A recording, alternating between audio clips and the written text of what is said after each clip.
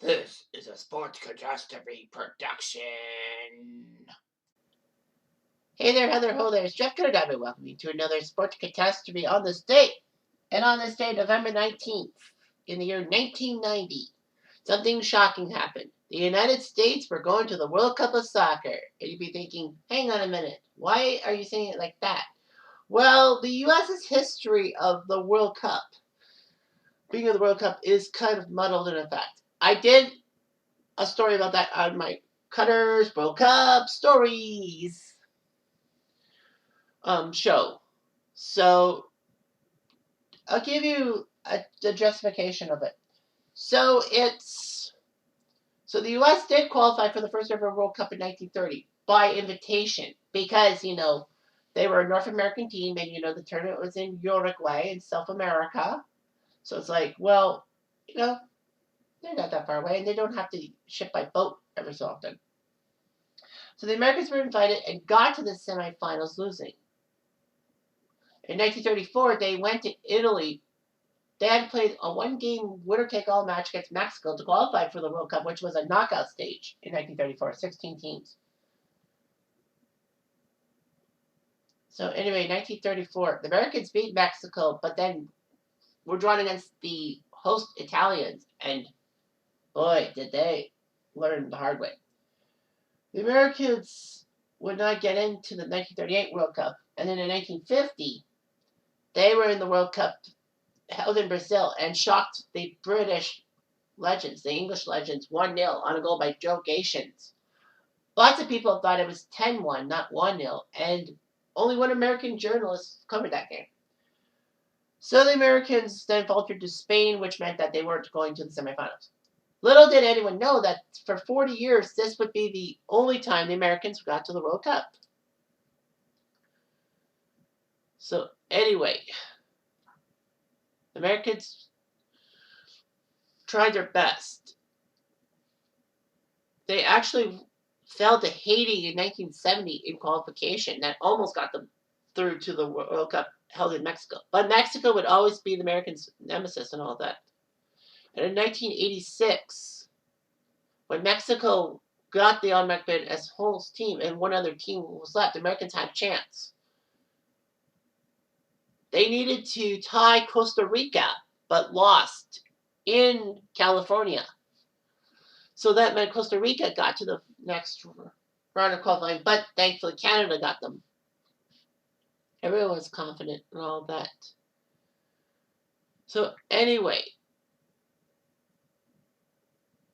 the U.S. got the 1994 World Cup bid in 1988, so they would wait 6 years for it. Of course, one of the things would be to make it professional league. Also, Mexico would be banned from international soccer for 2 years after using overage players at a CONCACAF under-20 qualifying tournament. So it meant the top two teams would qualify for Italy, and Mexico couldn't do anything. The Americans crushed Jamaica. And it looked pretty good. So anyway, they would be going through to the final round qualifiers and all that. It was Costa Rica. Also too. But anyway.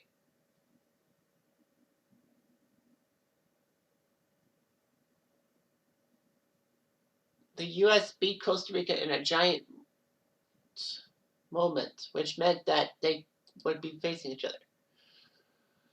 Of course, Trinidad and Tobago would tie them later on in the thing. But the Americans beat Guatemala. And they lost to El Salvador. The Americans would have to be tested on and off the pitch, as 3 of their final 4 matches in the 1990 qualification would be on the road and all that. But U.S. beat El Salvador on a very horrible field, 1-0, thanks to Hugo Perez's goal. It was amazing. The Americans would tie Guatemala and El Salvador 0-0. And, the Americans had good defense, but they couldn't score offensively. It was now time for one more match. November 19th, facing Trinidad and Tobago on Trinidad area. So it was tension and all that. They needed it. With 20,000 fans, Trinidad fans there.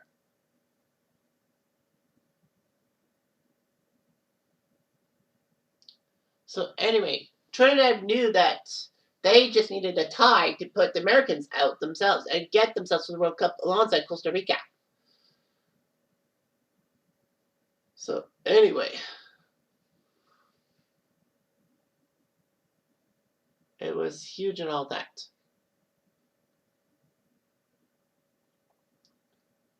But Paul Cagliari scored a stunning 30-minute shot, 30-yard shot, and it went in the net, making it 1-0. It worked. The Americans went wild, and it was just shocking and all that. And the U.S. won 1-0, going to the 1990 World Cup. Unfortunately, though, to say, they had a fairy tale run would be a lie, because they were pounded. They only scored 2 goals in their 3 group stage matches. Well, one against Austria, one against Czechoslovakia. The Americans had a poor showing, but it's the first World Cup in 40 years. They had a longer World Cup drought than Canada had, because Canada is now in the World Cup in 2022, and it's been 36 years since they've had it. The Americans had a 40-year drought. The Americans would, of course, get to the World Cup in 94 by way of hosting the World Cup, and they didn't embarrass themselves. They even beat Colombia, but, Andres Escobar's own goal.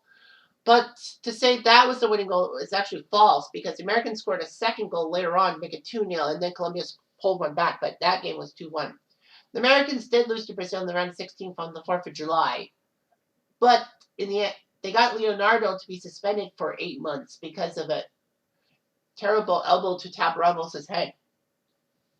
98, the Americans qualified, but then they shit the bed, especially against Iran, a team they should have beaten, and all that. The Americans were pathetic in France in 98. But in 2002, they shocked a lot of people by not only beating Portugal, who were a top 10 team at that time. They actually went second in the group stage. That meant that they were going to the knockout stages. In a group that had Portugal, Korea, and Poland. Surprise. But yeah, the Americans beat Mexico in the knockout game, and then in the quarters against Germany, they lost 1-0. But it's Germany. What do you expect? 2006, Americans were drawn in a tough group with Ghana, the Czechs, and and Italy. Well, of course, Italy went on to win the World Cup, but the Americans, brave showing, but Ghana got their goat. Especially that. And in 2010, they also got the Americans goat. Ghana beat the Americans in the knockout stages in extra time, which meant that the Americans were out, even though the U.S. had to score a very late goal against Algeria in the 2010 group stages to book their passage to not only get to the knockout stages, but win the group with England. Of course, the Americans and England tied 1-1, and they are playing each other in the 2022 World Cup. And in 2014, the Americans got to the knockout stages, lost to Belgium, and in 2018, they didn't even get there.